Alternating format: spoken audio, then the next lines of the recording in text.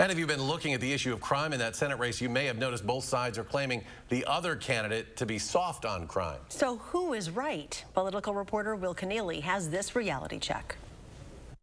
So we've seen claims from both sides on the issue of crime, but for this ad specifically, we're going to look at Ron Johnson's policy on gun control.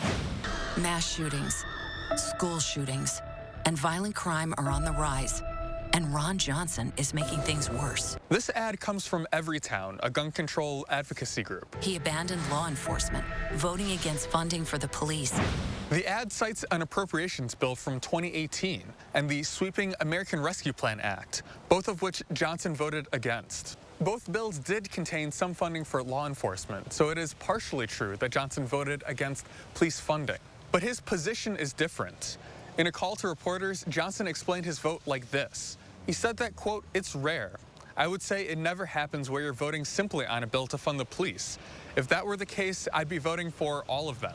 But supported flooding our streets with guns and making it easier for violent criminals and domestic abusers to get them. So we'll break this down a bit. First, looking at the claim that Johnson is flooding the street with guns. There were a series of gun control votes in 2013 in the wake of the Sandy Hook shooting, and the ad cites two of them from Johnson here.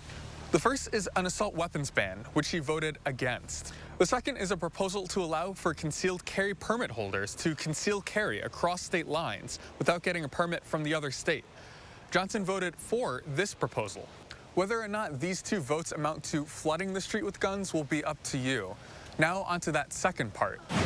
And making it easier for violent criminals and domestic abusers to get them. So this refers to something called the boyfriend loophole, which was partially closed by the Safer Communities Act that was passed earlier this year in the wake of the Uvalde shooting.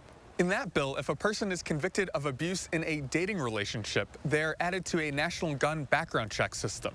Beforehand, you'd have had to be married, not just dating. And it's true that Johnson voted against the bill as a whole. He said that it had provisions that ignored constitutional rights. As we mentioned before, this ad was bought by a third-party gun advocacy group and is running in the Madison market. I'm Will Kenneally with this reality check. If you want to learn more about how gun control and crime are playing out in political ads, you can find our full reality check series online at channel3000.com.